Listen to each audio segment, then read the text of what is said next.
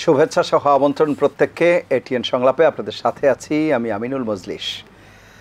দর্শক, আপনারা জানেন সমসাময়িক ও জনগুরুত্বপূর্ণ বিভিন্ন বিষয় নিয়ে আমাদের আলোচনা অনুষ্ঠান। আমাদের আজকের আলোচ্য বিষয়ে সংস্কার, ষড়যন্ত্র, বিরামহীন মামলা। এ বিষয়ে আলাপ করবার জন্য স্টুডিওতে রয়েছেন দুজন সম্মানিত অতিথি। আমাদের সাথে রয়েছেন জাতীয় প্রেস ক্লাবের সাবেক সাধারণ সম্পাদক জনাব ইলিয়াস খান, রয়েছেন জাতীয় রাজস্ব বোর্ড এনবিআরের সাবেক কমিশনার মোহাম্মদ আসাদুজ্জামান, এবং আমাদের সাথে অনলাইনে এই মুহূর্তে যুক্ত আছেন রাজশাহী বিশ্ববিদ্যালয়ের আইবিএ বিভাগের অধ্যাপক ডক্টর হাসনাত আলী।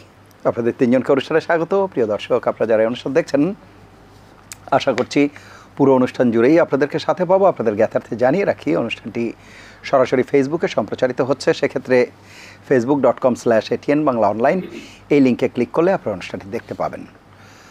কথা না বাড়ি আমরা মূল আলোচনায় চলে যাব। প্রথমে মোহাম্মদ আসাদুজ্জামান, আপনাকে দিয়েই যদি আলোচনা শুরু করি। আমাদের যে আজকের আলোচ্য বিষয়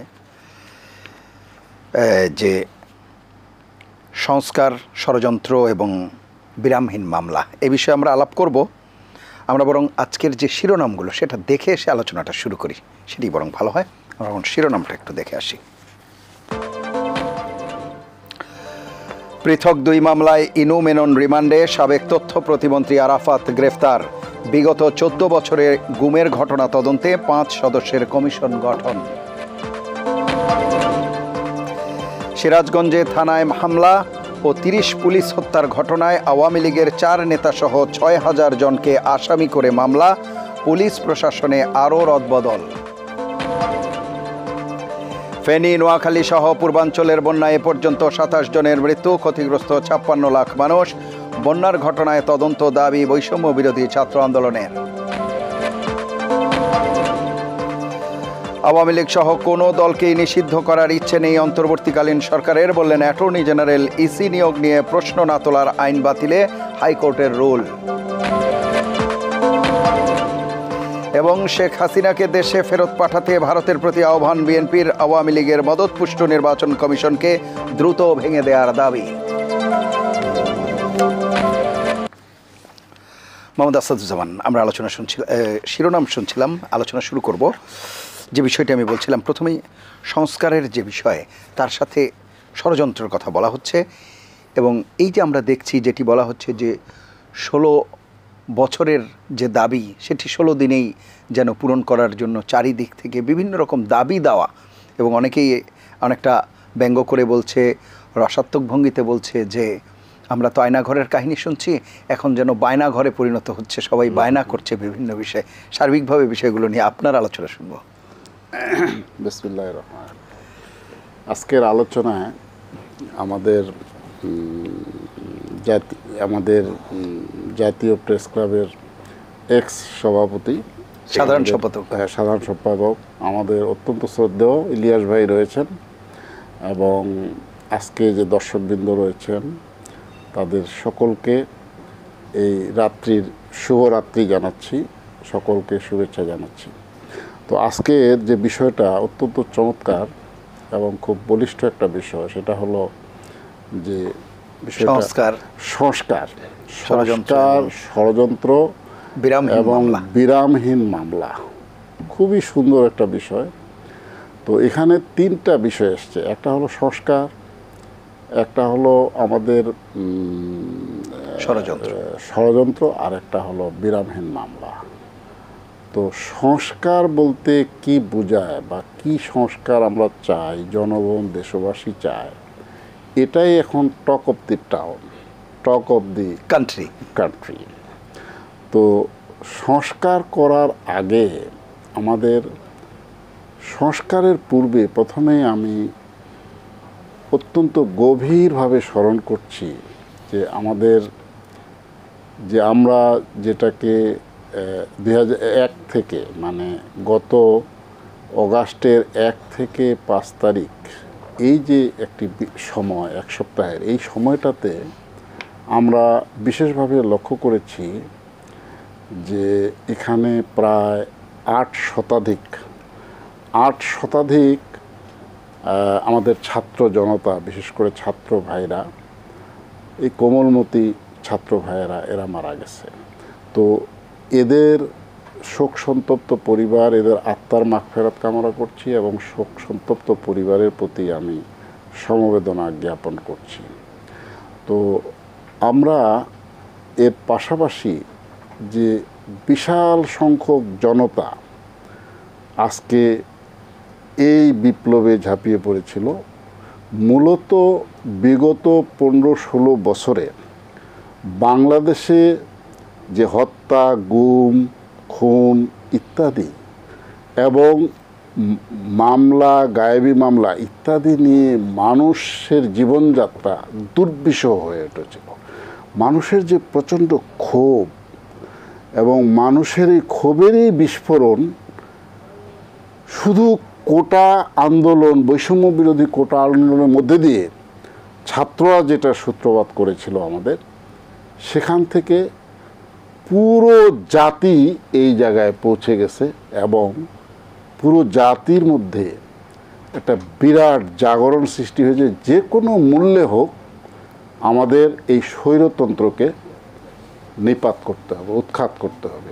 এবং বিধাতার অসীম কৃপায়, আল্লাহ তাআলার অসীম কৃপায় আমরা মনে করি এবং বাংলাদেশের জনগণ আজকে এই সরকারকে, এই স্বৈরাচারী সরকারকে এবং এই মানে পরিবার কেন্দ্রিক যে রাজনীতির একটা বিরাট বহর নিয়ে দেশ শাসনের যে প্রক্রিয়া চলছিল, সেই জায়গা থেকে আমরা মনে করি যে আমাদের দেশপ্রেমিক সেনাবাহিনী এটার সাথে একটা পর্যায়ে গিয়ে সম্পৃক্ত হয়েছে এবং পুরো পুলিশ প্রশাসন থেকে শুরু করে মানুষের উপর যে ধরনের অত্যাচার, আয়নাঘর বলেন, তারপরে ধরেন ডিবি অফিস বলেন, নিত্য নৈমিত্তিক একটা ঘটনা ছিল এবং শত শত হাজার হাজার মানুষ কোর্টের বারান্দায় এই 15 বছর ধরে যে যাতায়াত, লাঞ্ছনা, অনেকগুলো পরিবার নিঃস্ব হয়ে গেছে, তাদের ব্যবসা বাণিজ্য নষ্ট হয়ে গেছে, তাদের আয় রুজির পথগুলো নিঃস্ব হয়ে গেছে। সুতরাং এইটা খুবই কাম্য ছিল এবং জনগণের আকাঙ্ক্ষাটা বিপ্লব পরবর্তী পর্যায়ে এমন একটা পর্যায়ে পৌঁছেছে যে মানুষ বর্তমান যে মানে অন্তর্বর্তী সরকার, আমাদের যে উপদেষ্টা পরিষদ, তাদের কাছে মনে হয় কবে তারা তাদের সেই অপ্রাপ্তির যে জ্বালা, তাদের দীর্ঘ সময়ের যে বঞ্চনার জ্বালা, এগুলোর থেকে কবে তারা পরিত্রাণ পাবে এবং কবে তাদের এই সমস্যাগুলোর সমাধান হবে।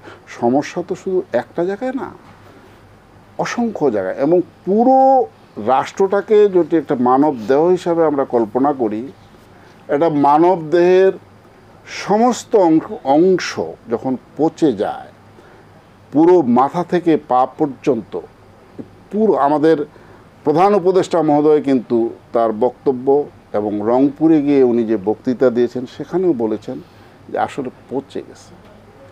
এই জায়গার থেকে আবার এই রাষ্ট্রকে বিনির্মাণ করা, এই রাষ্ট্র কাঠামোকে সুন্দর সাবলীল হিসাবে গড়ে তোলা, এটি আসলে সময়ের ব্যাপার। তো এর মধ্যে ষড়যন্ত্রের একটা বিষয় এসছে।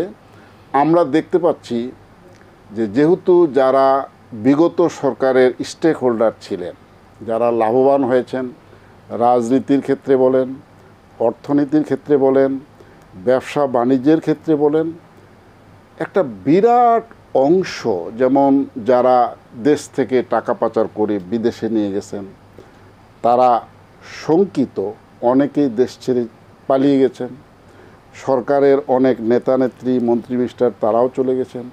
যারা ধরা পড়েছেন তারা এখন আজকে মানে তাদের বিরুদ্ধে বিভিন্ন ধরনের মানে রাস্তায় হচ্ছে প্রসেশন, মিছিল, মিটিং, তাদের বিচার জনগণ দাবি করছে। অন্যদিকে একটি অংশ কিন্তু কিভাবে জনগণের আকাঙ্ক্ষাকে ড্যামেজ করা যায়, ধূলিসাৎ করা যায়, অথবা বাংলাদেশের মানুষের এই আকাঙ্ক্ষার জায়গাগুলোকে কিভাবে আবার মানে ডিমলিশ করা যায়, সেই প্রক্রিয়া কিন্তু তাদের রয়েছে এবং তারা নিরন্তরভাবে এই প্রচেষ্টা নিচ্ছে। যেমন ধরেন গত পরশুদিনের যে ঘটনা, পরশুদিন না তার আগের দিন বোধহয় ইলিয়াস ভাই, হ্যাঁ, যে আমাদের আনসার বাহিনীর কিছু সংখ্যক মানুষ গিয়ে হঠাৎ করে সচিবালয়ে ঢুকে সচিবালয়ের বাইরে তারা বিশাল বহর নিয়ে দীর্ঘ একটা দাবির তালিকা নিয়ে উপদেষ্টা মহোদয়গণের মানে রুমে গিয়ে হাজির হয়েছেন। সমস্ত আইন শৃঙ্খলা, বিধি বিধান, নিয়ম কানুন সব কিছুকে এরকম একটা ধরেন যে একটা আইনি সংস্থা কি করে এটা করে, হাউ পসিবল, আমাদের কাছে খুব ফানি মনে হয়েছে। যাই হোক, আমাদের যারা সমন্বয় কমিটির লোকজন ছিল, আমাদের ছাত্র জনতা, বিশেষ করে ছাত্র ভাইয়েরা, তারা তাদের এই মানে ষড়যন্ত্র প্রক্রিয়াকে ধূলিসাৎ করে দিয়েছে। আপনি দেখেন আজকের পেপারেও এসছে, গতকালকে সম্ভবত 377 জনকে আনসার বাহিনীর 377 জনকে অ্যারেস্ট করা হয়েছে।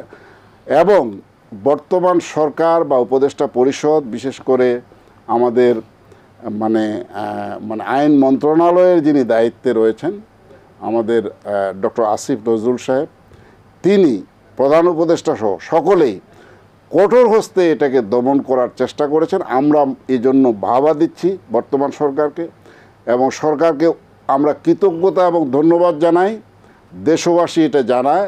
এবং আমরা মনে করি এখন যে বিশৃঙ্খল পরিস্থিতি, এটা অনেকটাই শান্ত হয়ে এসছে। এবং এই ক্ষেত্রে আমাদের দেশ মাতৃকার সশস্ত্র বাহিনীর একটা বিশাল ভূমিকা রয়েছে। আমরা এজন্য সশস্ত্র বাহিনীর চিফ সহ সকল চিফকে আমরা অভিবাদন এবং কৃতজ্ঞতা জানাই, অভিনন্দন জানাই। জি, আমি আসবো আবার আপনার কাছে। আমি একটু শুনে আসি। ডক্টর হাসনাত আলী রয়েছেন আমাদের সাথে। অধ্যাপক ডক্টর হাসনাত আলী, শুনতে পাচ্ছেন আপনি? শুনতে পাচ্ছি। জি, আমাদের আজকের যে বিষয়ে আমরা আলাপ করছিলাম, সংস্কার, ষড়যন্ত্র এবং বিরামহীন মামলা। প্রথমে আমরা এই সংস্কার এবং ষড়যন্ত্রের বিষয়টি নিয়েই আলাপ করছি, যে দীর্ঘদিনের যে জঞ্জালের কথা বলা হচ্ছে, সেই জায়গায় যখন সংস্কারের পথে এগিয়ে যাচ্ছে এবং নানামুখী পদক্ষেপ নেওয়া হচ্ছে এবং নিরন্তর কাজ করতে হবে, সেই জায়গাতে, সেই কাজের জায়গাতে যখন আবার ষড়যন্ত্র মোকাবেলা করতে হচ্ছে, সেই বিষয়টি কিভাবে দেখছেন এবং এগুলো কতটা পরিকল্পিত, কতটা আবেগের বহিঃপ্রকাশ, সার্বিকভাবে বিষয়গুলো নিয়ে আপনার মন্তব্য শুনবো। ধন্যবাদ জানাচ্ছি আপনার বিজ্ঞ প্যানেলের বিজ্ঞ দুজন আলোচককে। যারা এই মুহূর্তে দেখছেন, আগামীতে দেখবেন, তাদের সবাইকে জানাচ্ছি আন্তরিক শুভেচ্ছা। দেখেন, জঞ্জাল তো 18 বছরে পতিত সরকার সৃষ্টি করেছে। আমার পূর্ববর্তী বক্তা মোটা দাগে কিছু জঞ্জালের কথা বলেছেন। আমি দেখেন, সংস্কার করতে হবে, সংস্কার করতেই হবে। মানে এখনো যদি আপনি ঢাকার রাজপথে, রাস্তায়, অলিগলিতে যান, তাহলে রক্তের গন্ধ কিন্তু আপনি পাবেন। এখনো আমরা মুগ্ধর পানি চাই, পানি লাগবে বলে কান্না শুনি। আমরা একটা ছোট্ট মেয়ে ছাদের উপরে যায়, হেলিকপ্টারের গুলিতে আহত হয়। আমরা সাইদের হত্যাকাণ্ড আমরা দেখি। আমরা বিভিন্ন হত্যাকাণ্ড আমাদেরকে আসলে ঘুমাতে দেয় না, শান্তি থাকতে দেয় না, মাঝে মাঝে আতঙ্কিত করে। সংস্কারের জায়গা মূলত যে সূত্রপাতটাই ঘটনা, বৈষম্য, সেই বৈষম্যটা কিন্তু তৈরি হয়েছিল 1/11 পরের সরকারের পর থেকে। আপনাকে ভুলে গেলে চলবে না, 1/11 পরে বিরোধী মতকে দমন করার জন্য তদানীন্তন যে আর্মি ব্যাক মঈন ফখরুদ্দিনের যে সরকার, তারা যে জুলুম নির্যাতন করেছিল, তার ধারাবাহিকতায় গত 18টি বৎসর এই পতিত স্বৈরাচারী সরকার দেশে একটি গণতন্ত্রের নামে একদলীয় কর্তৃত্ববাদী শাসন তৈরি করেছিল। উনি মামলা হামলার কথা বলেছেন, কিন্তু আমি এটাও বলতে চাই যে সেই ঘটনার জন্য পুনরাবৃত্তি মানুষ দেখতে চায় না। আপনি তখনও আমরা দেখতাম যে বিএনপির সেই নির্বাচনের আগে যে গায়েবী মামলা, তারপরে মৃত্যু মানুষের বিরুদ্ধে মামলা, তারপরে জেলখানায় গেছে মামলা।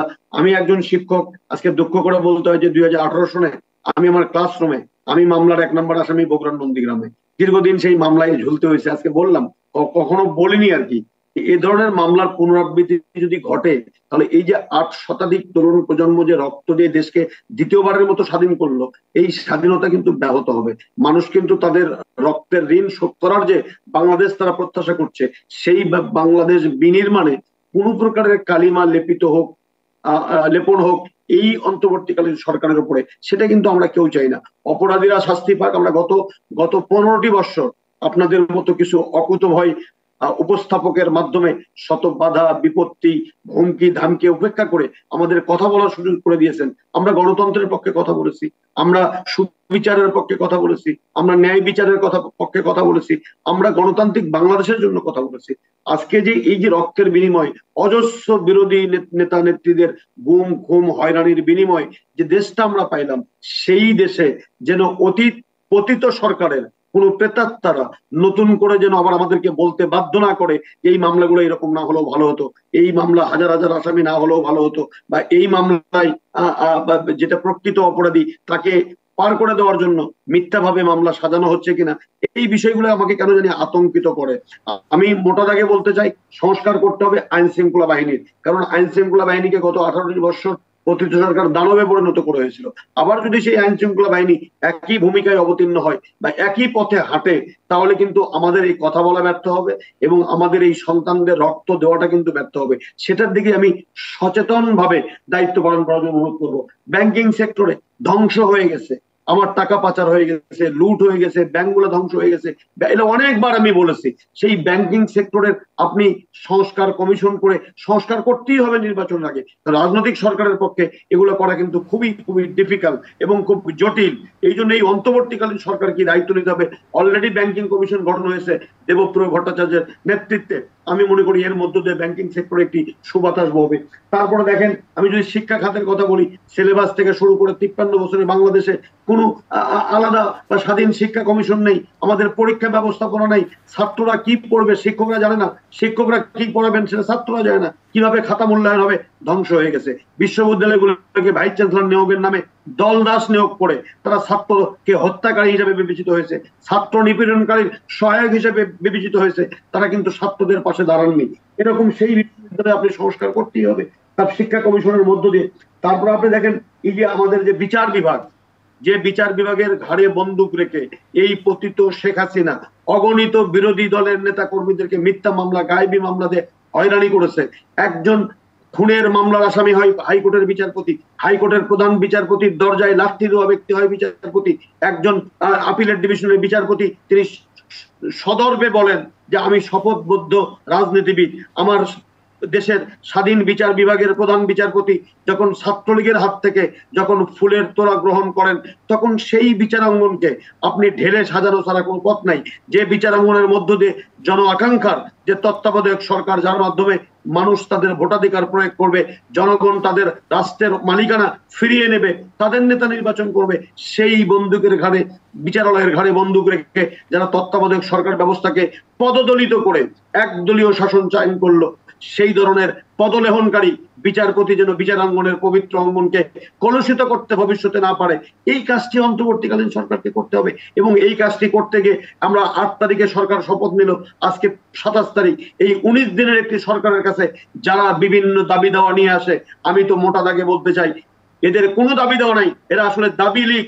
বিভিন্ন নামে যেরকম আওয়ামী লীগ দেশকে শোষণ করেছে, আজকে এই দাবি লীগের নামে এই দেশের মানুষকে শোষণ করার জন্য বা এই সমস্ত যে অন্তর্বর্তীকালীন সরকারের যে একটি যৌক্তিক সময় দরকার এই সমস্ত কাজ করার জন্য, সেখানে ব্যাহত করছে। এদেরকে কঠোর হস্তে দমন করা দরকার। আমার যে ইলিয়াস ভাই এখানে আছেন, গত 18টি বৎসর প্রেস ক্লাবকে একনায়কতন্ত্র করা হয়েছিল, দখলদারিত্ব করা হয়েছিল, আমরা কথা বলতে পারিনি, আপনি কথা বলতে দিতে পারেননি শত চেষ্টা থাকলো।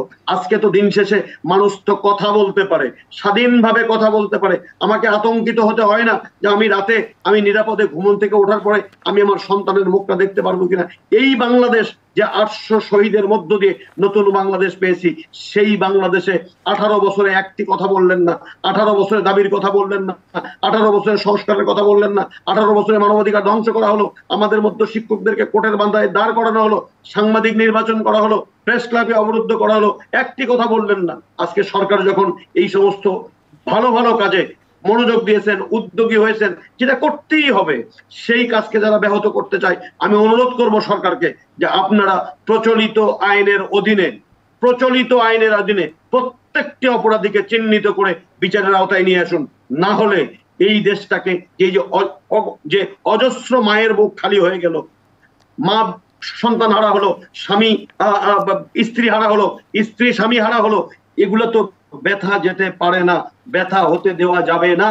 এবং আমার তরুণ প্রজন্মরা আজকে গোটা বাংলাদেশে একটা ঐক্য টানে এক জায়গায় করতে পেরেছে, যে তারা একটা ডাক দিলে সমস্ত জাতি ধর্ম বর্ণ নির্বিশেষে তারা মন্দির পাহারা দেয়, মসজিদ পাহারা দেয়, তারা টিএসসির মতো জায়গায় সকল শ্রেণী পেশার মানুষ তাদের সহযোগিতার হাতকে প্রসারিত করে। তারা ভারতের পানি আগ্রাসনের বিরুদ্ধে একটা স্লোগান দিলে সারা দেশ প্রকম্পিত হয়।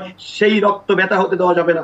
সেই তাদের যে প্রত্যাশার বাংলাদেশ, যারা শত লোভ লালসা হুমকি ধামকি নির্যাতন আয়নাঘর তারপরে ডিবির হারুনের সেই ভাতের হোটেল সমস্ত রক্তচক্ষুকে উপেক্ষা করে যারা জীবন বাজি রেখে জীবন দিয়ে রক্ত দিয়ে এই দেশকে স্বাধীন করেছে, সেই স্বাধীন দেশের রাজধানী শহরে রক্ত মাখানো সেই রাজধানী শহরে আর তারা আজকে আমার সন্তানদেরকে এই দিকে রক্তাক্ত করে, তাদেরকে আহত করে, তাদের দিকে গুলি ছোড়ে, এই সমস্ত নরপিশাচদেরকে মূলোৎপাটন করতে হবে এবং এই দেশটাকে আমার সন্তানদের জন্য অসংখ্য ধন্যবাদ। আমি আবার আসবো আপনার কাছে, গণতান্ত্রিক বাংলাদেশ নির্মাণ করতে হবে। ডক্টর হাসনাত আলী, আমি আবার আসবো আপনার কাছে।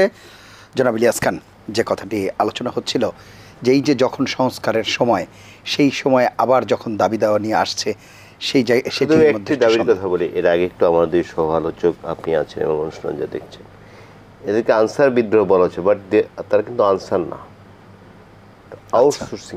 আউটসোর্সিং এর মাধ্যমে তাদেরকে আনা হয়েছে। 42,000 এই যারা আছেন সহযোগী আনসার এরকম, তারা কিন্তু বিভিন্ন গণমাধ্যমে আমরা দেখেছি একটি জেলা এবং তার আশেপাশের জেলায় এইসব জায়গার, এবং দেখবেন যে সব কিন্তু তাগড়া তরুণ, নিশ্চয়ই আপনি লক্ষ্য করেছেন।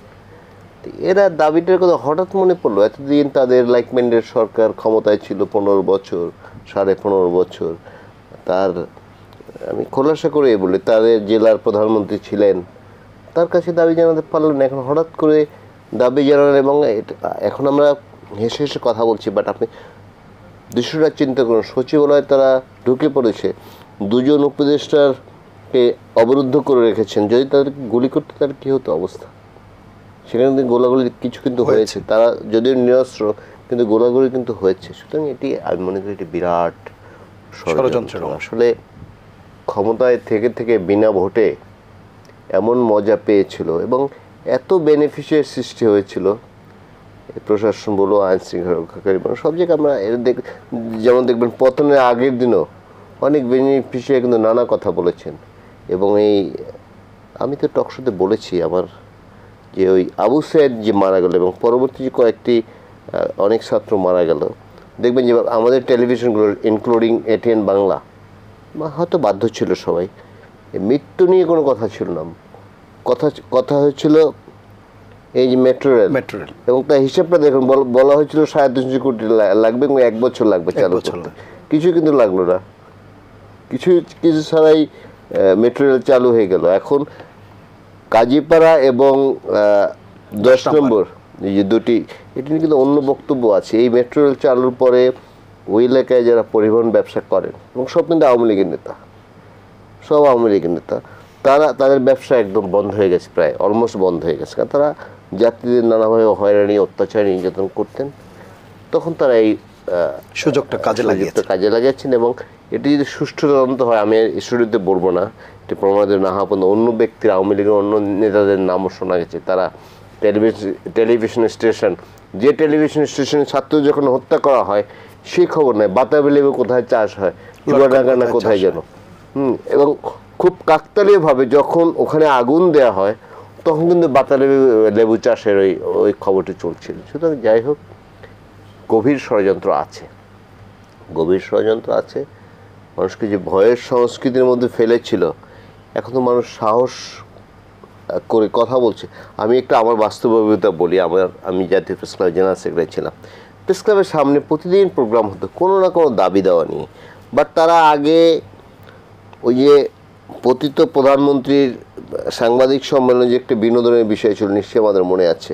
আমি সাংবাদিক হিসেবে গ্লানি বোধ করি যে আমাদের ভাইয়েরা বা আমাদের বন্ধুরা এটিকে এমন একটি ভারের সম্মেলনে পরিণত করেছিল না। সেই দাবি দেওয়ার প্রোগ্রামগুলো দেখতাম, আগে শেখ হাসিনা তার পিতা এদের 10 মিনিট স্তুতি করতো, দাবি জানাতে আসছে কিন্তু তার কাছে, তারই গুণাগুণ বলে আপনি আমাদের মা, আপনি আমাদের জননী, আপনি দেশরত্ন এইসব কথাবার্তা, এগুলো আমি একদিন বললাম যে যার কাছে দাবি জানাচ্ছেন তারই যদি এত প্রশংসা করেন, কি প্রাইমারি স্কুল বা এই ধরনের কোনো একটা প্রোগ্রামে বেসরকারি প্রাইমারি স্কুলের শিক্ষকদের, আমি দুষ্টুমি অনেকক্ষণ দাঁড়ায় শুনতেছি, আমি বলতেছিলাম যে যার কাছে দাবি জানাচ্ছেন তারই যদি এত প্রশংসা করেন, তাহলে আপনি এই দাবি কিভাবে আদায় করবেন? এটি কিন্তু তার দোষ না, এটা ভয়ের সংস্কৃতি গড়ে তোলা হয়েছে সারা দেশে। যেন আমি টেলিভিশন টক শোতে আসলে আমার যারা আত্মীয় স্বজন আছে অনেকেই তখন বলতেন যে এত কথা বলো না, কিন্তু আমি বলবো যে নির্বাচন সুষ্ঠু হয়েছে, এটা আমার বলার সুযোগ আছে, কারণ আমি জানি, আমি গণমাধ্যম কর্মী হিসেবে একজন সচেতন মানুষ হিসেবে আমি জানি যে ভোট কেমন হয়েছে, এটা কোনো ভোট না। তা আমি কি বলবো যে এটা ভোটটি খুব সুন্দর হয়েছে, সেটা তো বলার সুযোগ নেই। এরকম নানা ক্ষেত্রে, যেমন আমার সহকর্মী সাগরিনীকে হত্যা করা হয়েছে, আজ পর্যন্ত কেউ চিহ্নিত হয়নি, বাট তৎকালীন সরকার ইচ্ছে করলে পারত বলে আমরা জানি, কারণ সরকার বলেছিল 48 ঘন্টার মধ্যে আমরা আসামিদের চিহ্নিত করব, কিন্তু আজ পর্যন্ত প্রায় 13-12 সালে মারা গেছে, অনেকদিন হয়ে গেছে। এরকম আপনার যখন বিচার বিভাগের কথা বলা হচ্ছে, বিচার বিভাগের দুটি উদাহরণ দিই শুধু, এটি এমন একটি দেশ যে প্রধান বিচারপতিকে দেশ ছেড়ে পালিয়ে যেতে হয়েছে। আরেকটি ঘটনা আছে, সেই ভদ্রলোকের সাথে আমার দেখা হয়েছে, মালয়েশিয়া দেখা হয়েছে। তিনি বিএনপি যিনি অ্যাক্টিং চেয়ারম্যান, তাকে একটি মামলায় খালাস দিয়েছিলেন। খালাস দেওয়ার পরে একজন সচিব, আইন সচিব, তিনি করোনার সময় মারা গেছেন। তিনি তার বাসায় পিস্তল নিয়ে গিয়েছেন এবং সিসিটিভিতে সেটি ধরা পড়েছে। তিনি আমাকে মালয়েশিয়ায় একটি হোটেলে বসে দেখিয়েছেন এবং তার দুঃখের কথা বলেছেন। তাকে দেশ থেকে বাধ্য করা হয়েছে, কারণ তারেক রহমান সাহেবকে তিনি একটি মামলায় খালাস দিয়েছিলেন। তো এরকম ঘটনা তো ঘটেছে। ভাই একটু আগে বলেছেন যে সোর্ড উপহার দিয়েছে, তলোয়ার উপহার দিয়েছে প্রধান বিচারপতিকে। ছাত্রলীগের সভাপতি সেক্রেটারি গিয়ে তাকে মালা পরিয়েছেন। তারপর আরেকজন বিচারপতি তিনি কিন্তু বলেছেন আমরা শপথবদ্ধ রাজনীতিবিদ। আসলে সব জায়গায় লিক তৈরি হচ্ছে। একটু আগে কে যেন বলে দাবি লিক তৈরি হয়েছে। এই দাবি দেওয়া এতদিন একদম এই কোটি দিনে সব দাবি পূরণ করে ফেলতে হবে। আপনি আপনাদের লাইকম্যান্ডের সরকার যে দীর্ঘদিন ক্ষমতায় ছিলেন, কেন করলেন না? আমরা হোয়াট অ্যাবাউটিজমের মধ্যে থাকতে চাই না, আমরা সামনে এগোতে চাই। দেশের মানুষ স্বস্তির নিঃশ্বাস ফেলেছে, যদি একটু কষ্ট হয়। তারপর আবার এই সময় তো দেশের বিভিন্ন অঞ্চলে মানে নজিরবিহীন বন্যা। আপনি দেখুন, যদি এই আনসারাই করলো, কিন্তু বন্যা দাবি, মানুষের লজ্জাও আছে যে এই অবস্থা দেশের, আমি এখানে সে এরকম দাবি জানাচ্ছি, এটি লজ্জার বিষয় নয়। কিন্তু সেই সেন্স কিন্তু তাদের নাই, কারণ তারা পলিটিক্যাল মোটিভেটেড হয়ে সেখানে এসছে এবং সেগুলো আস্তে আস্তে আবিষ্কার হবে। আমি আর জনাব ইলিয়াস খান, আপনি গণমাধ্যমের মানুষ হিসেবে আরেকটি বিষয়, গণমাধ্যমে বিশেষ করে মানে বাইরের গণমাধ্যমের কথা বলছি, আমাদের প্রতিবেশী দেশের গণমাধ্যমের কথা বলছি, সেখানেও এই ঘটনার পরে মানে এই 5 আগস্টের পরের থেকে তো আমরা সংখ্যালঘু নির্যাতনের একটি কার্ড যেটি দেখলাম, এর পাশাপাশি আরও যে বিষয়গুলোকে তুলে ধরা হচ্ছে সেটিকে কিভাবে দেখছেন এবং এটিকেও কেউ কেউ ষড়যন্ত্রের অংশ মনে বলছেন? অবশ্যই নয়, এবং এটা তো বিবিসিতে প্রমাণ হয়েছে, বিবিসি রিপোর্ট করেছে যে অনেক ভিডিও দেখিয়েছে তারা এগুলো। এখানে আমরা একটু ভুল করি, আমি সংখ্যালঘু বলতে বাংলাদেশে কিছু নেই, আমাদের মুসলিম ধর্মের লোক বেশি, হিন্দু ধর্মের লোক কম, সংখ্যালঘু বলে ই করার সুযোগ নেই। বাট আমাদের একটি জিনিস মাথায় রাখতে হবে, ধরুন আপনি একটি ধর্ম বলে আমি আর একটি ধর্ম বলেন, এখন আপনার আমার মধ্যে শত্রুতা, আপনি যদি আমাকে মারতে যান বা আমি যদি আপনাকে মারতে যাই, তাহলে কিন্তু এটা ধর্মীয় কারণে কোনো বিষয় নয়। যেমন আমাদের দেশে যে হিন্দু সম্প্রদায়ের কথা বলা হচ্ছে, এদের অধিকাংশ লোক আওয়ামী লীগ করে। এই টকশোতে আমি দেখেছি, আমি একটু আগে আপনাকে নামও জিজ্ঞেস করি যে কী অ্যাঙ্গেলে কথা বলেন, আমার শুনেছি। কিন্তু আমাকে একদিন রীতিমতো একজন কী যেন বলে, এই আপনাদের নাম কিন্তু এই যে আপনার যোগ দেয় যে বাসায় বসে বা কি, আমি অনলাইনে আমি এখানে ছিলাম এবং তিনি অনলাইনে ছিলেন, তিনি মনে আছে নিশ্চয়ই আপনি উপস্থাপক ছিলেন, তিনি কিভাবে কথা বলছিলেন। তো এখন এটিকে ধর্মের আবরণ দেওয়া হচ্ছে, সেটি দেওয়ার সুযোগ আছে বলে আমি মনে করি। ধরুন এই 5ই আগস্টের যে মানুষের যে মুক্তি হয়েছে, এরপর অনেক মানুষের ক্ষোভ ছিল, দীর্ঘদিনের ক্ষোভ ছিল, যে 15 বছর 15.5 বছর ক্ষোভটি আরও জোরালো হয়েছে যে আমাদের কোমলমতি শিক্ষার্থী, তারপরে শ্রমিক ভাই, বাচ্চাদের যেভাবে হত্যা করেছে, এগুলো কিন্তু কোনো মানুষ মানতে পারেনি।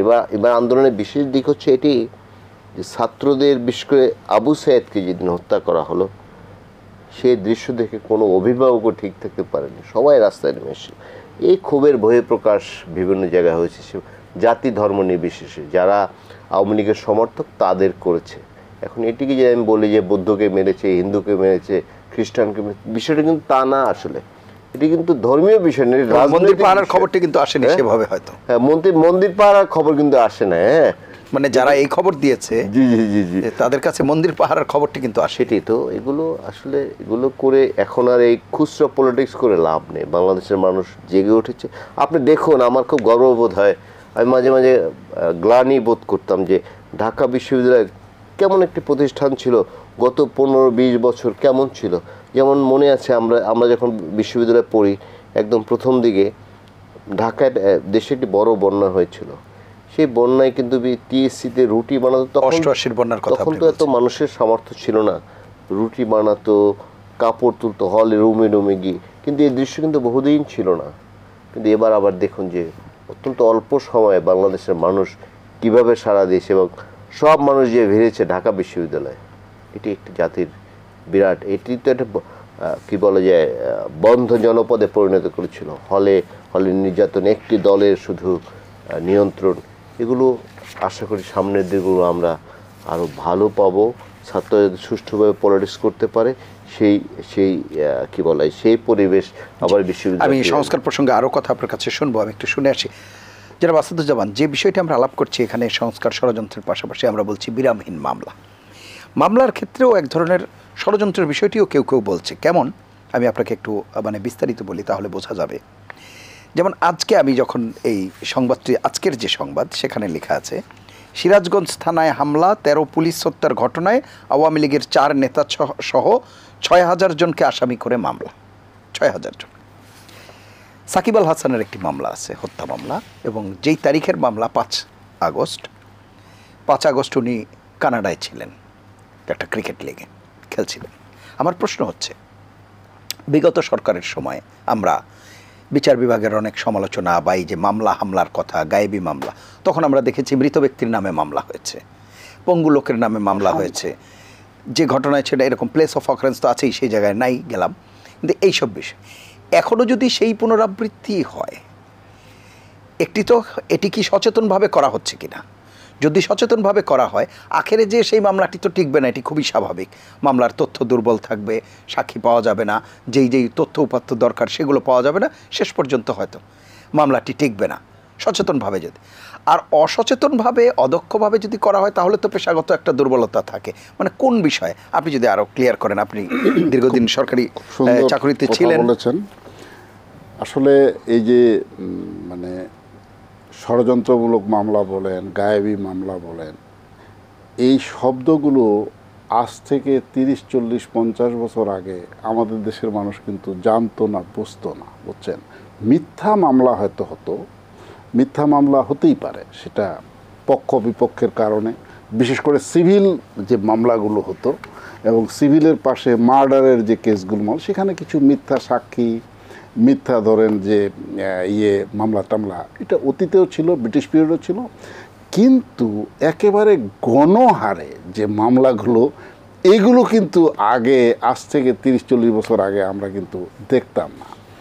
এই কালচারটা ডেভেলপ করেছে অনেক পরে, এবং বিশেষ করে বিগত 16 বছরে এই সরকারের সময়ে বলা যায় যে এই মামলার স্তূপে যে লক্ষ লক্ষ মামলা, জেলখানায় জায়গা নেই, আপনার একটা কথা বললে রাস্তাঘাটে, ব্রিজ, কালভার্ট, গাড়ি, বাড়ি, যে কোনো জায়গায় আপনার কথাটাকে যে কেউ এটাকে ধরেন এজেন্সিগুলোর কাছে, পুলিশের কাছে বলে দেখা গেলো যে আপনার বিরুদ্ধে, আপনি জানেনও না, শোনেনও নাই, কিছু বলেনও নাই, দেখা গেছে ঈদগাহ মাঠে হয়তো জনসমক্ষে আপনি কিছু সত্য কথা বলেছেন, সেটাই নিয়ে পরের দিন দেখা গেল যে আপনার বিরুদ্ধে মামলা হয়ে গেছে। তো আসলে ষড়যন্ত্র কিন্তু চলছে, এবং ষড়যন্ত্রটা হবে না এটা ভাবাটাই আমাদের, কল্পনা করাটাই মানে উচিত হবে না।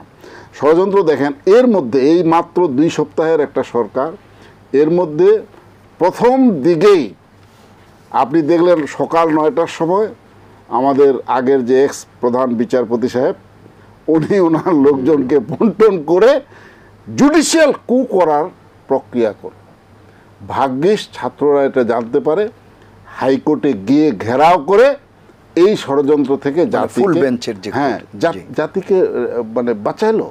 তো আমি তো মনে করি এই ছাত্রদের এই তথ্য, ইভেন যারা শপথ নিয়েছিলেন তারা কোথায় ছিলেন, তারা কেন এত কনসার্ন হলেন না? আমি তো মনে করি যে এটা তাদের হওয়া উচিত ছিল।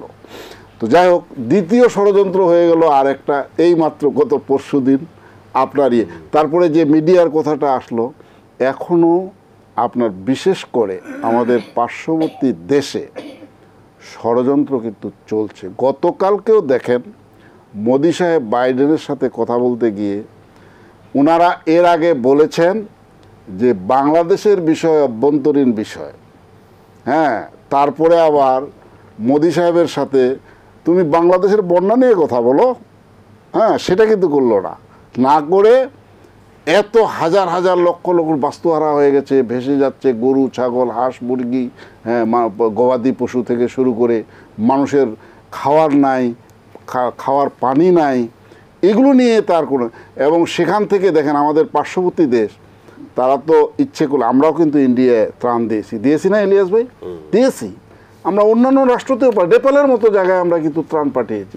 তো আমরা কি এটুকু আশা করতে পারি না প্রতিবেশী রাষ্ট্রের কাছে? তারা এখনও তাদের সেই স্টেক হোল্ডার যারা, তাদের সেই আগের প্রধানমন্ত্রী এবং মানে বাংলাদেশকে কিভাবে তারা করায়ত্ত করবে চারিদিক দিয়ে, একদিকে কাঁটাতারের বেড়া, এটাও এক ধরনের ষড়যন্ত্রের অংশ আমি মনে করি। কেন কাঁটাতারের বেড়া থাকবে? কোনো কারণ তো নাই। আচ্ছা, তারপরে দেখেন যে আমাদের এই যে মানব পাচার বা ইন্ডিয়ান যে লোকজন এখানে আসে কাজ করতেছে, যারা বলা হচ্ছে 26 লক্ষ, আমি অবশ্যই এটা পুরোপুরি বিশ্বাস করি না।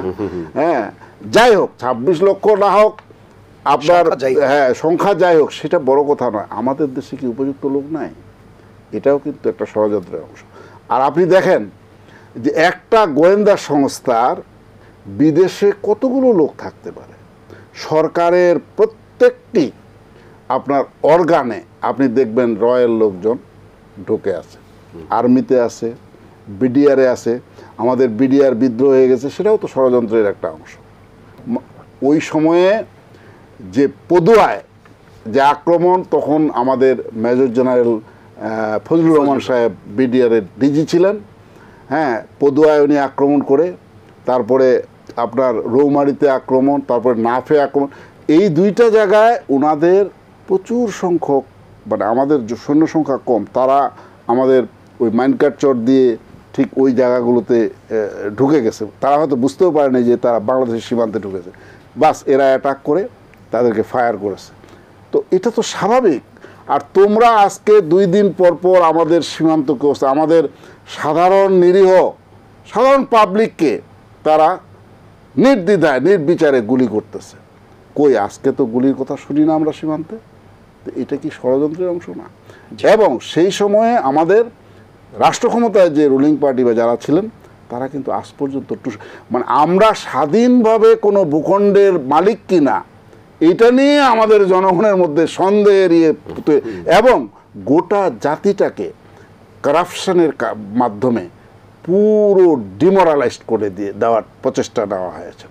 যে এই ধরনের আর্মি, বিডিআর, পুলিশ, প্রশাসন, আপনার জুডিশিয়ারি, শিক্ষা বিভাগ, বিশ্ববিদ্যালয়ের ভিসিগুলো আমরা আগে জানতাম, খুব শ্রদ্ধেয় ব্যক্তি আমাদের ছিলেন, যে খুব লার্নেড মানুষ, তারা বিদগ্ধ মানুষ, তাদেরকে খুব দেখে শুনে উপযুক্ত ব্যক্তিকেই বিশ্ববিদ্যালয়ে ভিসি বানানো হতো। আপনি যখন ঢাকা বলা নাই কোয়া নাই, রাতের বেলায় অন্ধকারে পরের দিন সকালে ভিসি সাহেব নতুন যোগদান করেছে। কে? উনি আওয়ামী লীগের, উনি কি উপদেষ্টা পরিষদের লোক, উনি এটার লোক, উনি যুবলীগের, উনি যুবলীগ, উনি এটা, এই যুবলীগের প্রেসিডিয়াম সদস্য, মানে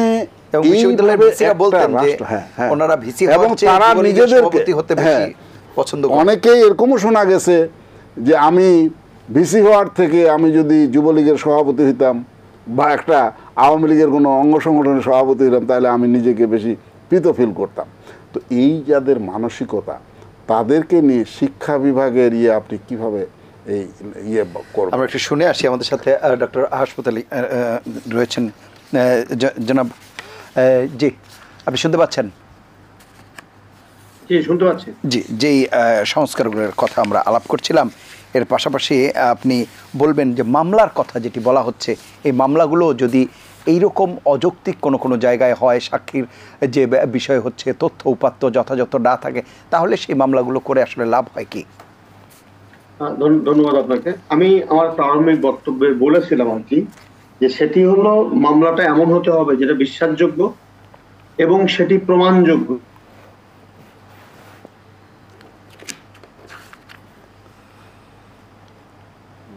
আপনি মামলা করলেন, আসামি করলেন, আপনি কষ্ট দিয়েছেন, যন্ত্রণা দিয়েছেন, জেলের বারান্দায় ঘুরিয়েছেন, জামিন না দিয়ে নির্যাতন করেছেন, ঘর ছাড়া করেছেন, সব ঠিক আছে, কিন্তু দিন শেষে তো মানুষের কাছে এটি বিশ্বাসযোগ্য হয়নি যে সমস্ত অপরাধ তারা করেছিল।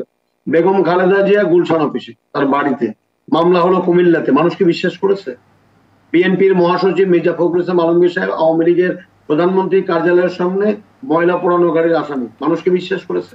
বিএনপির অফিসে এই যে আমাদের হারুন সাহেব, দানব হারুন, বিভিন্ন সময় বিভিন্ন রকমের কি সব জিনিসপাতি রেখে মানুষকে বোকা বানানোর চেষ্টা করছে, মানুষকে বিশ্বাস করেছে? তারপরে এই যে আমাদের জেনারেশন জেড যেটা আমরা বলছি, তাদেরকে খাবার হোটেলে নিয়ে যে জোর করে লুঙ্গি পরিয়ে মামলা প্রত্যাহার করার একটি নাটক সাজানো, মানুষকে বিশ্বাস করেছে? তা আমি বিনীত অনুরোধ করতে চাই যে আমাদের যারা এখানে সমস্যাটা এক জায়গায় কোন জায়গায় জানেন, যে এই মুহূর্তে দেশের অন্যতম বৃহৎ দল তারা এখনো ক্ষমতায় নেই, কিন্তু মানুষ মনে করে যে যদি দেশে একটি সুষ্ঠু নির্বাচন হয় তারা ক্ষমতায় আসবে। আমি আল্লাহ না করুক যে আজকের যে মামলাগুলো হচ্ছে সেই মামলাগুলোর কিছু কিছু বিষয়ে, যেন আপনি বললেন প্লেস অফ অকারেন্স, যে সাকিব সাহেব উনি দেশের বিদেশে, যদি সাকিবুল হাসানের বিরুদ্ধে বিশ্বাসযোগ্য কোনো ঘটনা ঘটে থাকে, যদি কোনো ক্রাইম হয়ে থাকে, আপনি মামলা করেন, সেটা প্রমাণ করেন, কিন্তু এমনটি যেন না হয় যে সাকিবুল হাসান দেশে নেই, আপনি ওই যে আমাদের মৃত্যু ব্যক্তির মামলা, তারপরে যেরকম এই যে পতিত সরকার, আমাদের ওই যে আইন বিষয়ক সম্পাদক বিএনপি নরসিংদীতে বাড়ি, উনি মারা গেছেন 3 বছর আগে, উনি মামলার আসামি।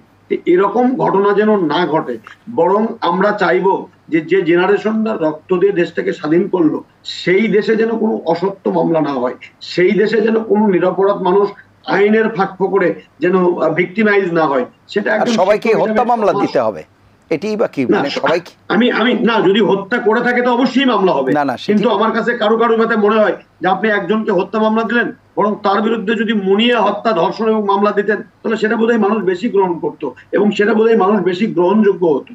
সেই জায়গায় বিশ্বাসযোগ্য মামলা হোক, অপরাধীরা শাস্তি পাক, যারা ক্রাইম করেছে তারা আইনের আওতায় আসুক, কিন্তু এভাবে ঢালাই মামলা করলে, মানুষ ভালোভাবে না নিলে দায়ভার কেন জানি ওই বৃহৎ দলটার প্রতি যেতে পারে। আমি এই জন্য এই দলের লোকদেরকে, ইলিয়াস ভাই এখানে আছেন, তাদের অবস্থানও ক্লিয়ার করার জন্য অনুরোধ করবো যে এখন যে সরকারটা দেশ পরিচালনা করছে তার সাথে অন্তত তাদের কোনো সম্পর্ক নেই, তারা তাদের মতো করে মামলা দিচ্ছে এবং এই দায়ভার তাদের। কারণ দেখেন, ওয়ালি নিবেনের সরকার মামলা দিয়ে বেগম খালেদা জিয়াকে কারারুদ্ধ করেছেন, এই পতিত সরকার মিথ্যা মামলায় তাকে মৃত্যুর মুখোমুখি দাঁড় করিয়েছিলেন। এই তরুণ প্রজন্মের যুদ্ধের মধ্য দিয়ে বা লড়াইয়ের মধ্য দিয়ে, আত্মত্যাগের মধ্য দিয়ে বেগম খালেদা জিয়া কিন্তু এখন মুক্ত মানুষ, এটা প্রমাণিত হয়েছে। অতএব আমরা নতুন করে চাই না আরেকটি নিরপরাধ মানুষ শাস্তির আওতায় আসুক, আর একটা নিরপরাধ মানুষ কোর্টের বারান্দায় ঘুরুক, আর একটি নিরপরাধ মানুষ, এই আইন শৃঙ্খলা বাহিনী যারা আজকে হাজার হাজার মানুষের বিরুদ্ধে মামলা করছে, তারা যেন নতুন করে আরেকটি অবিচারের মধ্যে না পড়ে। এটা যদি পড়ে, তাহলে বিশ্বাস করেন এই 800 মানুষ, ছেলে মেয়েরা রক্ত দিয়েছে, এদের রক্তের সাথে কিন্তু রক্তের ঋণ কিন্তু আমরা শোধ করতে পারবো না। এই রক্তের মধ্য দিয়ে যে বাক স্বাধীনতা ফিরে পেলাম, এই রক্তের মধ্য দিয়ে যে গণতান্ত্রিক বাংলাদেশ ফিরে পাওয়ার স্বপ্ন আমরা দেখছি, যে রক্তের মধ্য দিয়ে আমরা মুক্ত সংবাদপত্রের স্বপ্ন দেখছি, সেটা যেন কোনোভাবে ব্যাহত না হয় অতি উৎসাহী কোনো ব্যক্তির উৎসাহী কর্মকাণ্ডের মধ্য দিয়ে। সেই ব্যাপারে অন্তর্বর্তীকালীন সজাগ থাকবেন, কারণ এই অন্তর্বর্তীকালীন সরকার যদি সমালোচিত হয় এবং যদি তারা যদি বিভিন্নভাবে যদি প্রশ্নবিদ্ধ হয়, তাহলে আমাদের যাবার কিন্তু কোনো জায়গা থাকবে না। আমাদের পথ হারা জাতিকে পথ দেখানোর কোনো পথ আর কিন্তু থাকবে না। এই তরুণ প্রজন্ম যাদেরকে আমরা মনে করতাম তারা আরেকটি বিষয় সমাজ নিয়ে। জি ডক্টর হাসাত আলী, আরেকটি বিষয় আপনি যেটি বলছিলেন যে একটি তো নিরপরাধ মানুষের কথা আপনি বলছেন যে তারা যাতে আইনের মানে কোর্টের বারান্দায় না ঘুরতে হয়, হয়রানির শিকার না হতে হয়, কিন্তু আমরা বলছি স্পেসিফিক যাদেরকে পাবলিক পারসেপশন আছে যে উনি দোষী, কিন্তু তার বিরুদ্ধে এমন অনেক মামলা হয়তো যৌক্তিকভাবেই দেওয়া যেত যেগুলো প্রমাণ করে পরবর্তীতে তাকে শাস্তির আওতায় আনা যেত। সেটি না করে যখন এই হাস্যকর মামলা বলি কিংবা যে ধরনের অনেক বেশি মামলার ভারে ভারাক্রান্ত করে ফেলা হয় এবং যেগুলো হয়তো প্রমাণ করা যাবে না, সেটি দিয়ে কি আসলে প্রকৃত দোষী যে তাকে আড়াল করারও একটা অপচেষ্টা বা অপকৌশল থাকে কিনা? দেখেন, আমি এই 19 দিনের সরকারকে এত বড় অভিযোগে অভিযুক্ত করতে না, সরকারকে কিন্তু আমি বলছি না, সরকার তো আর মামলা করে না, মামলা তো করছে পুলিশ মামলা। সুতরাং সেই পুলিশ তো আগের যারা সরকারে ছিল তাদের সেখানে ছিল, সেই অভিযোগও আসছে, অনেকেই সেটিও বলছে। সার্বিকভাবে সেই বিষয়গুলো আপনি আলাপ করবেন না। আমি বলছি প্লিজ এক মিনিট। সেটি হলো, আমি চাই যে দেখেন, আপনি যদি এই কিছু ব্যক্তি আছে, সালমান এফ রহমানের কথা বলেন, তিনি তো 96-এ শেয়ার বাজার ধ্বংস করার জন্য, অগণিত মানুষের স্বপ্ন ধ্বংস করার জন্য দায়ী। তার বিরুদ্ধে ইব্রাহিম খালেদ রূপালী ব্যাংকের এমডি ছিলেন, ওনার নেতৃত্বে তো একটা তদন্ত কমিটি হয়েছিল। সেই তদন্ত কমিটি এখন পর্যন্ত আলোর মুখ দেখেনি। এটা দিলেই তো কয়েকবার ফাঁসি হতে পারে তার। আমি কেন অন্য মামলায় তাকে আমি দেবো? আরেকটি ব্যবসায়ী গ্রুপের একজনকে হত্যা মামলা দেওয়া হয়েছে, কিন্তু তার চেয়ে বড় কথা ছিল তিনি একজন ধর্ষক এবং ধর্ষণের জন্য তারপরে সেই মেয়ে আত্মহত্যা করেছে। এই মামলা যদি দিতেন জাতি কিন্তু খুশি হতো এবং এটা বিশ্বাসযোগ্য হিসেবে প্রমাণিত হতো। ঠিক একইভাবে আমার যেটা বক্তব্য, যে যাদের বিরুদ্ধে পাবলিক পারসেপশন, যারা অবিচার করেছে, অন্যায় করেছে, আমার ছাত্রদেরকে হত্যা করার জন্য প্রকাশ্যে হুমকি দিয়েছে, তাদেরকে আপনি হত্যা মামলা দেন, কোনো অসুবিধা নেই। যে পুলিশগুলা, দানবগুলা সরাসরি গুলি করেছে, যারা প্রকাশ্যে বলছে যে একজনকে গুলি করি পড়ে যায় কিন্তু পাশের জন তো দাঁড়িয়ে যায়, সেই ব্যক্তি তো এখনো আছে, তাকে আপনি বিচার করেন। রংপুরে সাইদকে কে গুলি করলো তাকে বিচার করেন। হেলিকপ্টার থেকে কে গুলি ছুড়লো, কারা হেলিকপ্টার থেকে গুলি করার জন্য নির্দেশ দিল, তাদের বিচার করেন। কারা খাবার হোটেল তৈরি করলো, সেই বিপ্লব, সেই হারুনদেরকে নিয়ে আসেন। তারপরে যে টাকা চুরি করলো বেনজির, তাকে নিয়ে আসেন। বলছি, বিশ্বাসযোগ্য, প্রমাণযোগ্য বহু রকমের দালিলিক প্রমাণ মানুষের কাছে আছে, যেখানে সেখানে আছে, যার তার কাছে আছে। কিন্তু এমনটি যেন না হয় যে আমার একটা মামলা করতে হবে, কিছু আসামি দিতে হবে, আমি আসামি দিয়ে দিলাম।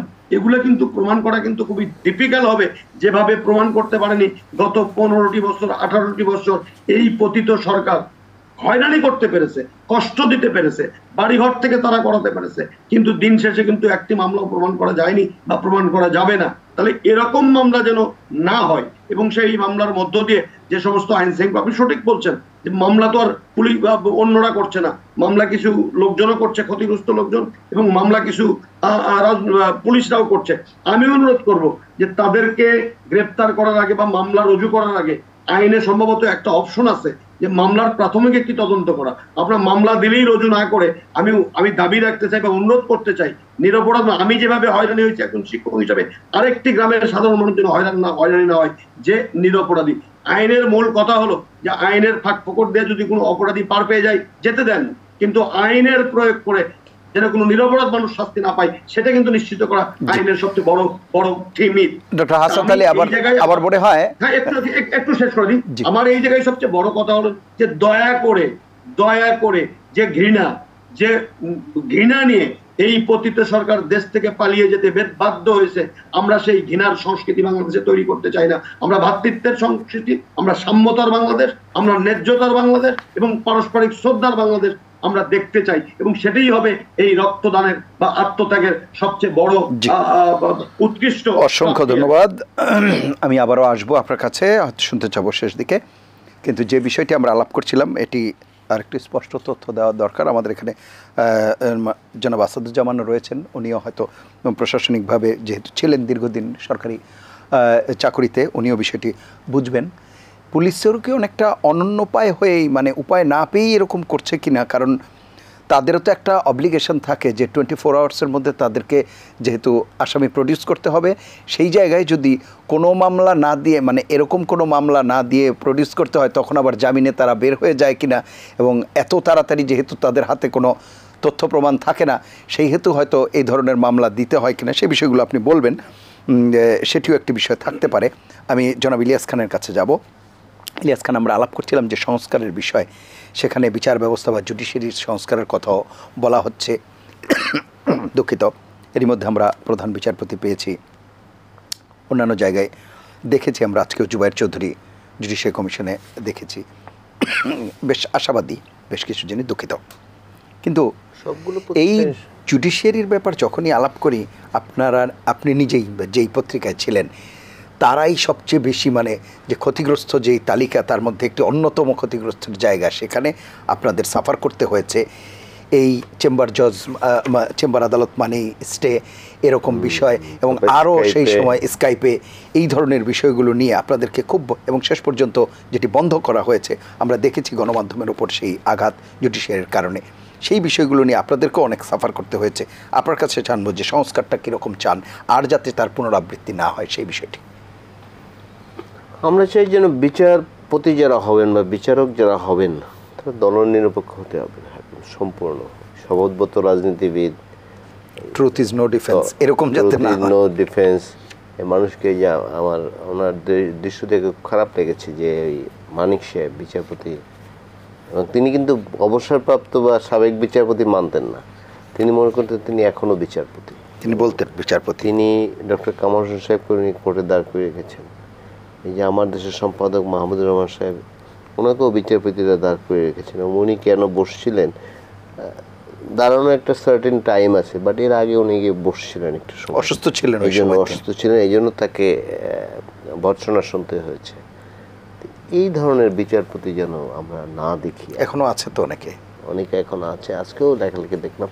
এদের খুব দ্রুত অপসারণ বা যে কোনো উপায়ে এরা যাতে না থাকতে পারে সেই ব্যবস্থা করতে হবে। এবং বিশেষ করে লোয়ার কোর্টের বিচারকদের নিয়ে অনেক প্রশ্ন করা যায় দেশের বিভিন্ন অঙ্গনে, কারণ এই গত 15-15.5 বছর আমি যে কথাটাই বললাম যে অন্যান্য সব প্রতিষ্ঠান ধ্বংস করে দেওয়া হয়েছে, একইভাবে বিচারালয়কেও তো ধ্বংস করা হয়েছে। সেখানে বিচারকের ব্যাপারটা আমরা আলাপ করছি এই জন্য যে এটি তো সর্বশেষ ভরসার স্থল, সেই জায়গায় যেয়ে যখন এই অবস্থা। আমি শুধু একটা উদাহরণ দিই, 111 সরকারের সময় সাবেক 3বার প্রধানমন্ত্রী বেগম খালেদা জিয়ার নামে 60টি মামলা হয়েছিল, এবং সেই মামলাটি এই আওয়ামী লীগ সরকারের আমলে বেড়ে হয়েছে 37টি।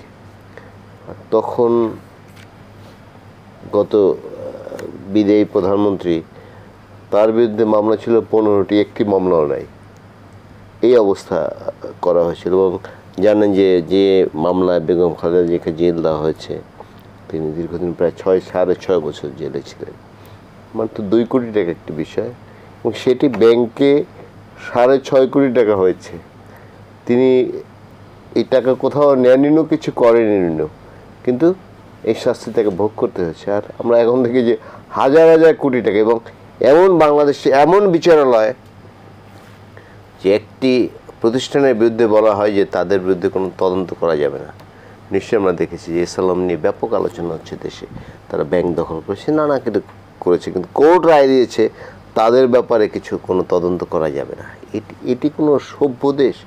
এটি এই দেশে আমরা বাস করি, এই আমাদের বিচারালয়। সুতরাং এগুলো একদম খোলনলচে পাল্টে ফেলতে হবে। না, কিন্তু আমাদের তো বিচার বিভাগ এরকমও ছিল যে একদম এক্সিস্টিং প্রধানমন্ত্রী যে তাকে বলা হচ্ছে রং হেডেড, সেরকমই তো মানে ছিল। আমি তো বললাম যে গত 15.5 বছর সব প্রতিষ্ঠান ধ্বংস করে ফেলা হয়েছে, একদম যত প্রতিষ্ঠান আছে। দেখুন এখন এই যে ডিসি সাহেব, এসপি সাহেব, ওসি সাহেব, এরা নৌকর পক্ষে ভোট চেয়েছে অনেকদিন, সরাসরি একদম স্টেজ উঠে। আমাদের এখানে আলাপ হয়েছে, এই আলাপ আগে আমরা করেছি, খুব ছোট ছোট উদাহরণ, বাট এগুলো দিয়ে বোঝা যায় যে অবস্থা কেমন হয়েছিল। সুতরাং এগুলো সব সংস্কার করা দরকার, কারণ মানুষ অনেক প্রত্যাশা নিয়ে 90 সালে আমরা প্রত্যাশা নিয়ে গণতন্ত্র যে আমরা লড়াই করেছি, আমরা তখন ছাত্র, আমরা লড়াই সংগ্রাম করেছি। কিন্তু এরপরেই দেখলাম দুর্ভাগ্যজনকভাবে বিভিন্ন শিক্ষা প্রতিষ্ঠান, বিশেষ করে ভাই একটু আলাপ করছে ভিসি নিয়োগ, এসব সময় আমলে এরকম কিন্তু ছিল না, ডাইরেক্ট দলীয় ক্যাডার যে ঢাকা বিশ্ববিদ্যালয়ে বা অন্যান্য পাবলিক বিশ্ববিদ্যালয়ে ভিসি হয়েছে, এরকম কিন্তু ছিল না, জানেন। কিন্তু এই আমরা দেখেছি কিন্তু 90-এর পরে এগুলো হয়েছে। এই প্র্যাকটিস বাদ দিতে হবে। ভালো মানুষ, একটি সরকার যাবে, সরকার আসবে, সরকারের কৃতকর্মের জন্য তারা হয়তো দায়ী থাকবে, কিন্তু বিশ্ববিদ্যালয়ের ভিসি পালিয়ে যাবে বা প্রভিসি পালিয়ে যাবে, রেজিস্ট্রার পালিয়ে, আমরা জানি এখন অনেক বিশ্ববিদ্যালয় এই মাসে তারা বেতন নিতে পারবেন না, কারণ তাদের ওখানের যে প্রশাসন বেতনের যে কাঠামো সেটি দিতে পারছেন না। আমার কাছে এরকম অনেক উদাহরণ আছে। আমরা চাই যে এরকম যেন না, যেমন যে একটি সরকার যাবে তার জন্য বিশ্ববিদ্যালয়ের ভিসি সবাইকে পালিয়ে যেতে হবে বা চলে যেতে হবে। যে ফ্যাসিস্ট সরকার পতন হয়েছে, এরকম তো হওয়ার কথা ছিল। গণতান্ত্রিক প্র্যাকটিসে যদি থাকতো, যদি স্পেস থাকতো অন্য দলের রাজনীতি করার জন্য, ওকে তুমি ক্ষমতা থেকে নেমে গেছো, অসুবিধা কি? ক্ষমতা থাকলো না, তুমি আর একদল আসলো, কিন্তু সেই স্পেসটা তো রাখেনি। যে কোনোভাবে হোক ক্ষমতা কুক্ষিগত করে রাখতে হবে। তবে একটি কথা বলে যাই, ইতিহাসের সবচেয়ে বড় শিক্ষা হচ্ছে আমরা ইতিহাস থেকে শিক্ষা নেই না। সুতরাং অন্যায়, অত্যাচার, দুর্নীতি শাসন চালিয়েছিল বলেই আওয়ামী লীগের আজকে করুণ পরিণতি হয়েছে। করুণ আমি এই কারণে বলবো, এবং খুব লজ্জাজনক পরিণতি। বাংলাদেশ থেকে পালিয়ে যেতে বাধ্য হয়েছে, এরকম কিন্তু কারো ক্ষেত্রে হয়নি। হ্যাঁ, ঐতিহ্যবাহী। যেমন ঈশ্বর সাহেব, তার পতন হয়েছে 90, তাকে কিন্তু বাইরে যাওয়ার কথা প্রস্তাব করেছিল সেনাবাহিনীতে, কিন্তু তিনি রাজি হন না, আমি দেশেই থাকবো, জেল খাবো।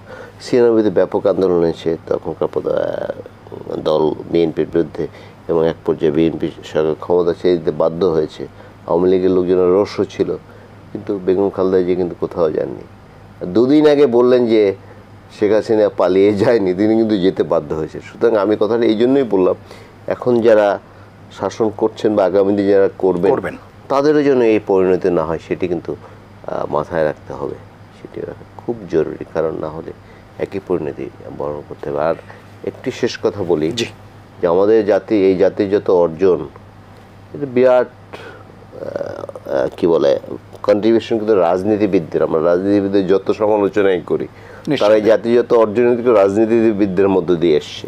সুতরাং রাজনীতিবিদের শুদ্ধ হতে হবে, শুদ্ধ হওয়ার সময় আসছে।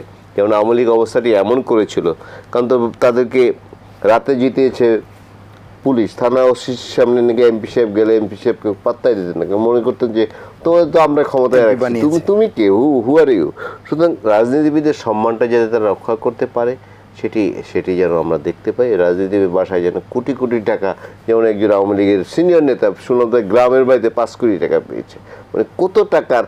আরেকটি কথা আমি লাস্ট বলে যাই, এই যে 3টি নির্বাচন 14, 18 এবং 24, এগুলো অবৈধ ঘোষণা করা উচিত। এর মাধ্যমে যারা নির্বাচিত হয়েছিল ওই ভোট তো কিছু না, তারা আসলে জনপ্রতিনিধি না। এই নির্বাচন 3টি মানে এই পরিচয় যাতে তারা ভবিষ্যতে কোথাও না দেয়, আমি জানি না সুযোগ আছে কিনা, এটি অবৈধ ঘোষণা করা উচিত। কারণ এটা লেসন থাকা উচিত যে আমি গায়ের জোরে, আমি সেনাবাহিনী দিয়ে, আমি পুলিশ দিয়ে, বা আমি প্রশাসন দিয়ে দাঁড়ালাম, জিতে গেলাম, এই প্র্যাকটিস যেন না থাকে। এই জন্য এই 3টি নির্বাচন আমি অবৈধ ঘোষণার দাবি জানিয়েছি এই স্টুডিওতে। এবং বিশেষ করে শিক্ষাঙ্গনগুলোতে, একটু আগে বলেছেন যে ইন্ডিয়ার অনেক লোক আমাদের এখানে কাজ করে, যোগ্য জনগোষ্ঠী। আর গার্মেন্টস তো রকেট সায়েন্স না, বিশেষ করে গার্মেন্টসে বেশি চাকরি করে ইন্ডিয়ার শ্রীলঙ্কার লোক আছে। এটা তো রকেট সায়েন্স, পাকিস্তানের লোক আছে, এটা তো রকেট সায়েন্স না। এটি পড়তে বা বুঝতে কিন্তু খুব বেশি সময় লাগার কথা না। আমাদের একটা এখন তো আগে ইনস্টিটিউট ছিল যেটা বিজিএমই, এখন সেটা বিশ্ববিদ্যালয় হয়েছে। সুতরাং এটি শক্তিশালী, ওখানেও তো স্কিলড ম্যান পাওয়ার হয়তো তৈরি হচ্ছে, জনবল তৈরি করা যায়, সেটি আমাদের চেষ্টা করা উচিত। কারণ আমি এই স্টুডিওতে আগেও বলেছি, 1000 ভাগের 1 ভাগ হচ্ছে এই ভূখণ্ড, বাংলাদেশ যেটুকু আছে 1000 ভাগের 27 ভাগ মানুষ এই ভূখণ্ডে। শুধু জনচাপে আমরা পিষ্ট। কিন্তু এখন দেখলাম যে রিক্সাওয়ালারা ধর্মঘট আন্দোলন করতে চায়, আন্দোলন করেছে। ঢাকা ব্যাপক জ্যাম ছিল, শাহবাগে আন্দোলন করে। এইসব দাবি দেওয়া যে যা করে, এগুলো কি বলে দাবি দেওয়া যতটা পূরণ করা সম্ভব, যেটি না পারবে সেটি মিথ্যা আশ্বাস না দিয়ে তাদেরকে এইসব ভোগান্তির মধ্যে রাখার দরকার নেই।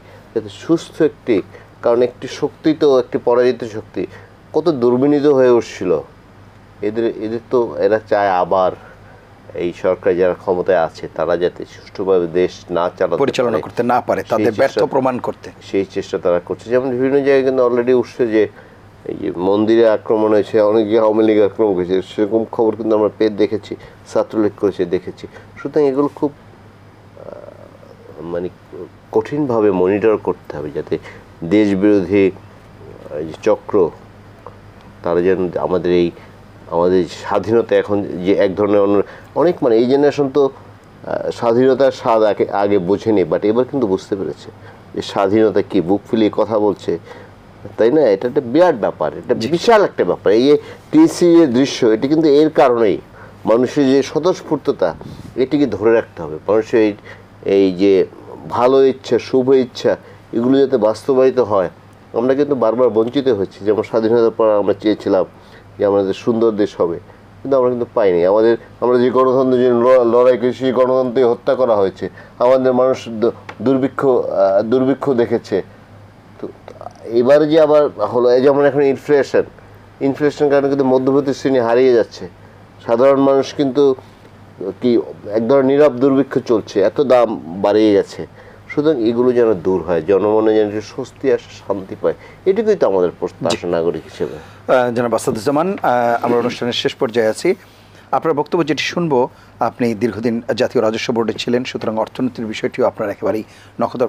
এই যে দীর্ঘদিনের সংস্কারের কথা তো আমরা বলছি, আর্থিক খাতের যে সংস্কার, সেই জায়গায় কোন কোন বিষয়গুলোর উপর গুরুত্ব দেওয়া প্রয়োজন বলে আপনি মনে করেন? আমি একটু আগে ইলিয়াস ভাই যেটা বলতেছিলেন যে ব্যাংকিং সেক্টর, এবং আমাদের যে হাসনাত ভাই যিনি জুমে সম্পৃক্ত হয়েছেন উনিও বলতেছিলেন, এখানে ব্যাংকিং সেক্টরে ভয়াবহ রকম একটা বিপর্যয় ঘটেছে। আমাদের ইসলামী ব্যাংক সব থেকে ভালো পটেনশিয়াল একটা বাংলাদেশের ব্যাংক, সেটাই কিন্তু ধ্বংস করে দেওয়া হয়েছে। ভাই সরি, একটু 1 মিনিট যোগ করি। আমি 5 স্টার হোটেল নিয়ে আমি বললাম যে তুমি ব্যাংকের এমডি নাই, তুমি ব্যাংকের মালিক নেই, এটা অমুকের নামে যাবে, অথচ আমি কিন্তু কোটি কোটি কোটি টাকা ইনভেস্ট করেছি। এগুলো ভাবা যায় কোনো দেশে? তবে আমি গতকালকে আমি এটা বলতে চাই না মিডিয়ার সামনে, আমার কাছে একটা তথ্য আমি শুনেছি যে যারা এখন বিশেষ করে ক্ষমতায় যেতে চায় তাদের 2-1 আর কি, খুব সীমিত, যে তাদের মধ্যে কেউ কেউ ধরেন যে একটু প্রেশার ক্রিয়েট করার চেষ্টা করছে 2-1জনকে, খুবই ভালো মানুষ তারা, আমরা যতটুকু জানি আর কি, যে তার শেয়ারটা দিয়ে দিতে হবে। ধরুন কোনো মিডিয়া হতে পারে বা অন্য কোথাও হতে পারে, বুঝছেন? তো এইগুলো জিনিস কঠিনভাবে মনিটর করে এগুলো কিন্তু প্রতিরোধ করা খুবই দরকার এবং শক্তভাবে হ্যান্ডেল করতে হবে।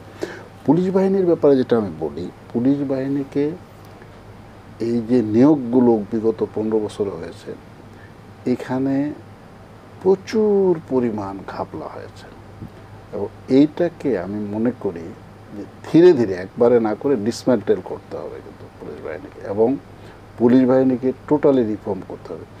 রেভিনিউ সার্ভিসটা যেহেতু সরাসরি আপনার ক্ষমতায়নের ক্ষেত্রে বা সরকারকে ক্ষমতায় রাখা না রাখার ক্ষেত্রে ডাইরেক্টলি ইনফ্লুয়েন্স অতটা করে না অন্যান্য অর্গানাইজেশনের মতো, জুডিশিয়ারি, পুলিশ, অ্যাডমিন সার্ভিস এগুলোর মতো করে না। সুতরাং তবে রেভিনিউ সার্ভিসেও রিফর্ম জরুরি।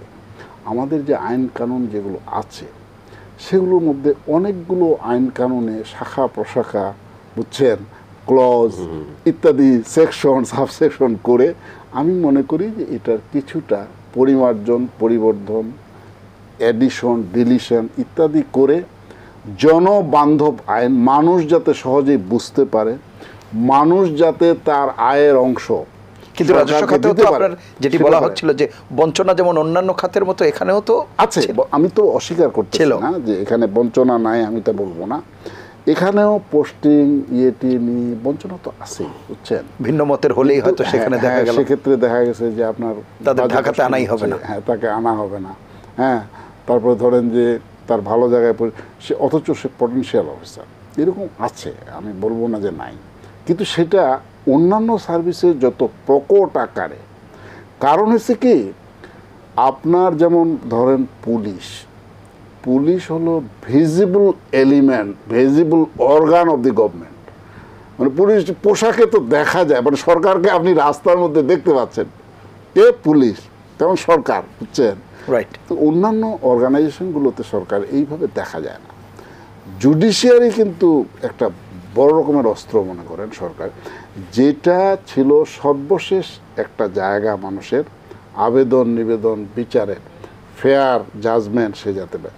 সেই জায়গা লোয়ার কোর্টগুলো তো অনেকটা ধ্বংসমুখ হয়ে গেছে, কারণ সেখানে যেমন আমরা শেষ করব ইনস্ট্রাকশনে বিচারগুলো হতো। তো আমি বর্তমান সরকারের কাছে আমি মনে করি যে আমার একটা লাস্ট নিবেদন হলো যে সরকারকে যথোপযুক্ত সময় দিতে হবে, সেটা 2 বছর লাগুক, 3 বছর লাগুক বা 5 বছর লাগুক, সংস্কারের কাজ আগায় নিতে হবে, যৌক্তিক মানে যে সংস্কারগুলো, এবং পরবর্তী পর্যায়ে সরকার যাতে নির্বাচনের ব্যবস্থা করেন। জি, এত অসংখ্য ধন্যবাদ। দ্রুত নির্বাচন করা বা এই চাওয়া আমি মনে করি অধ্যাপক তাহলে এই জঞ্জালগুলো যাবে না। শেষ করব আপনার বক্তব্য দিয়ে। ধন্যবাদ। আমি সময় স্বল্প, আমি ছোট করে একটা কথা বলি যে 5 বছর 6 বছর 7 বছর কি লাগবে আমি জানি না।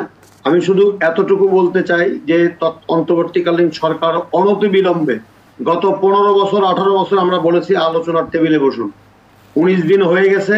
আমি অনুরোধ করব অন্তর্বর্তীকালীন সরকারের পক্ষ থেকে আলোচনার দরজাটা খোলা হবে, আলোচনার পথ তৈরি করা হবে এবং সমস্ত রাজনৈতিক দল এবং সংবাদকর্মী, শিক্ষক, সমস্ত শ্রেণী পেশার মানুষের মধ্য দিয়ে কি কি সংস্কার করতে চান এবং সেই সংস্কার করে একটি সুষ্ঠু নির্বাচনের জন্য কি কি কাজ করতে চান এবং তার জন্য কতটুকু সময় যৌক্তিক প্রয়োজন মনে করেন তার একটি রোড ম্যাপ জাতির সামনে দেওয়া খুবই জরুরি।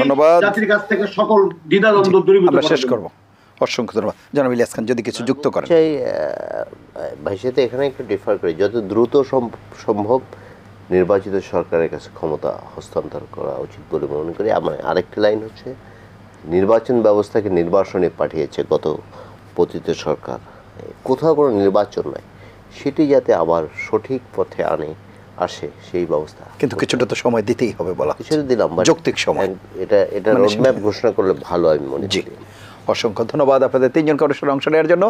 প্রিয় দর্শক, এই ছিল আজকের এটিএন সংলাপ। সবাই ভালো থাকবেন, সুস্থ থাকবেন, আশা করি এটিএন বাংলার সঙ্গেই থাকবেন। আল্লাহ হাফেজ।